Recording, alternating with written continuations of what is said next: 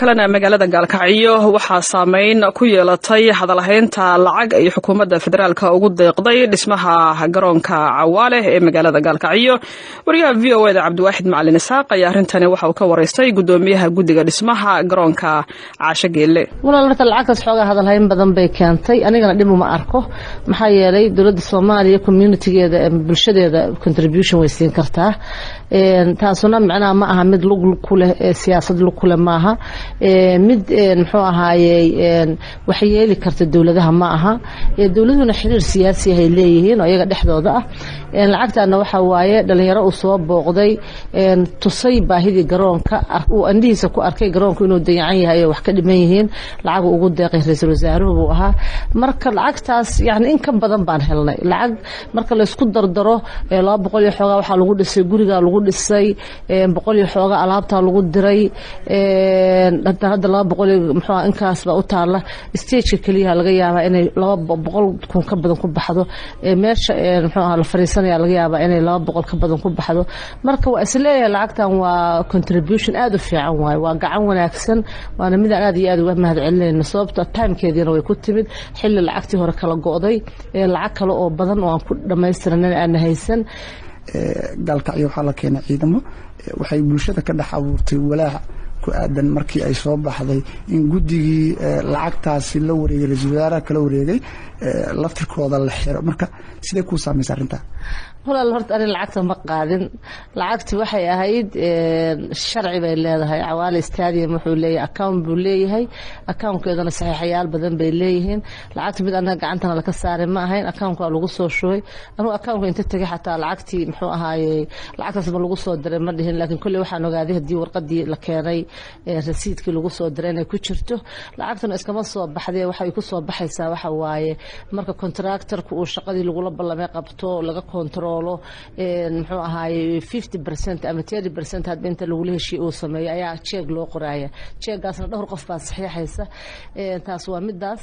mideeda kalena muxuu ahaay waa maqlay in boos saxta dad badan oo horumarinta gobolka ka shaqeynayay in la xiray. waxaasna anigu ma arko inay wax fiican tahay sababtoo ah bulshadu dawladdu wax walba ma sameyn karto. dawladdu gacan bay bulshada uga baahan tahay. bulshadu waxa la rabaa in ayaguna gacantooda dhinacooda ka sameeyaan. marka xiriduna wanaag iyo wax fiican ma keento. ciidamo la isku soo dirana de waa wax kale waaye. marka waa run gaalkacyo tan xalayto waxa ka jiray xoogaa muxuu ahaa abaabul badan dhalinyarada iyo dadka ciidamada laftirkooda dawladda markay maqlaan yani horumarka idinku sameeynayeen baa dawladda ka hortimid. markay maqlaan dadka horumarka u waday baa muxuu ahaa loo socdaa. magaalada dhan waa wada isba abaabushay, ciidan bay wada noqotay. anoo xal waa baxay muxuu ahaa waxaan isku dayay inaan muxuu ahaa xaaladahaas oo dhan qaboojiyo. maxaa yeelay Puntland uma baahna buuq uma baahna xarig uma baahna in muxuu ahaa ciidamadii muxuu ahaa howlaha kala hayay ay muxuu ahaa qas la geliyo provocation la sameeyo uma baahna. marka anaguna waa ku dadaalaynaa waxyaabahaas intii aan dejin karna inaan dejino. maxaa yeelay uma baahnin Puntland qasuga ma baahnin, gaalkacyo qasuga ma baahnin. horumar baan rabnaa in loo jeesto, dadku inay shaqaystaan baa loo baahan yahay, inay wax badan qabtaan baa loo baahan yahay, inay dawladda garab istaagaan baa loo baahan yahay. marka dawladda laftarkeeda dadkii garab istaagi lahaa oo garab istaageeda u taagnaa inay maaragtay waswaas geliso ma fiicna. waxaan leeyahay dadka kale oo xiran oo muxuu ahaa boos lagu xiray oo ayaga laftarkooda isxilqaamiyaasha ah kuwa garow lagu xiray, waxaan leeyahay dawladdu inay maaragtay hawshaas ay cafiskeeda fidiso oo ay dhamaystirto. wax kale iyo talaabo kale oo muxuu khaldan aysan ku dhaqaaqin. inaanu dhalinyarada muxuu u caqli celino oo aanu sheegno inaan waxba jirinin, inaan u sheegno inay ka shaqeeyaan wixii horumarin iyo gobolka ay sii wadaan, inaysan ka caajisin kana niyad jabinin yani horumarka ay gobolka ku wadaan iyo Puntland oo dhan. maxaa yeelay yani dadka lama niyad jabiyo, qofka waxa fiican wada waxa fiican in lagu sii abaal mariyo. dadka waxaas ka shaqeynaya ama aan macnaha aan dhihi karno anigu hadda ma dhihi karo yani waa amar ka soo baxay dawladda ma dhihi karo, laakiin waxaan filayaa inay yihiin dad dawladda iyo shacabkeeda kala dilaya. iyagana waxaan leenahay hadday dawladda xubno ku jira yihiin iyo hadday yihiin kuwo kale wax magarad ah inta waxaan leeyahay dawladdu il dheer ha u yeelato.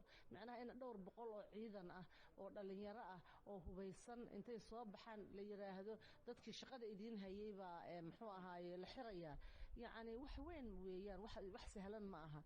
ugu dambeyntii adoo ii soo koobaya ma jiraan wax xiriir ah oo mas'uuliyiinta maamulka aad kala samaysay si xasarada gobolka ka taagan hadda loo dejiyo?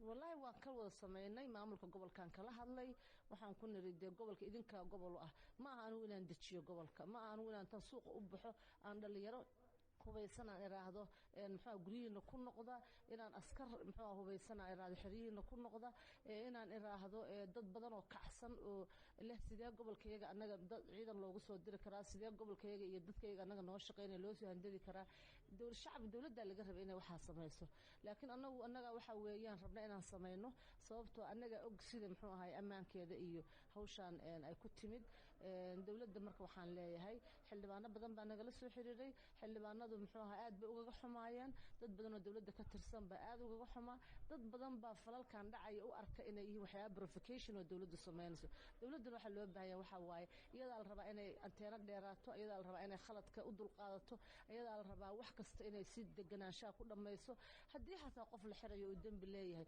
sharciga meel loo maraa jira qofka warqad baa loo keenaa waxa la dacwo lagu qabaa qofka isaga muxuu ahaa tagaya isaga oo caadi ah tagaya oo ku daaco baxaya laakiin baabuur baa la qaadanaya iyo dad baa la soo xirxiraya ma aha wax wanaagsan ma aha marka aniga idan waxaan leeyahay dawladda aad ha u ildheeraato waxyaabahaas ka fiirsato wixii khalad keeni karo dhaa ka fiirsato annaguna waxaan ku dadaalnaa 100% dawladda la shaqeyno waxyaabahan oo dhan inaan soo afjarno ilaa idinkiis inaan wax dhibaataana dhicinin dadkaana muxuu ahaay khaladka fahmayna oo muxuu ahaay khaladka runtii dareemayna inaanu sidii aan u dhameystiri lahayn aan ku dadaalo insha Allah caasho geelle hayaa